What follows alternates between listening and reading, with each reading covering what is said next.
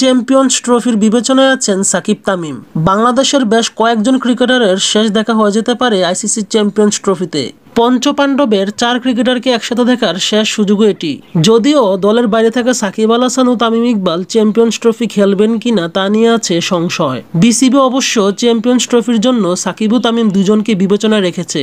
Board সভাপতি ফারুক আহমেদ জানিয়েছেন, যেহেতু সাকিব তামিম এখনো অবসর নেননি, তাই তারা চ্যাম্পিয়ন্স ট্রফির জন্য নির্বাচকদের বিবেচনায় রয়েছেন। ফারুক আহমেদ আরও বলেন, সাকিব মানসিক দিক থেকে ভালো অবস্থায় ছিল না দেখে ওয়েস্ট ইন্ডিজ সফরে যেতে পারেনি। আমার কাছে ওর ব্যাপারে কোনো আপডেট নেই। তামিমের ব্যাপারে প্রধান নির্বাচক যা বলেছেন, যদি কোনো ক্রিকেটার অপশন না নিয়ে থাকে আর নির্বাচক ওই ক্রিকেটারকে দরকার মনে করেন, তখন নির্বাচকদের ওই ক্রিকেটারের সাথে আলোচনা করা দরকার।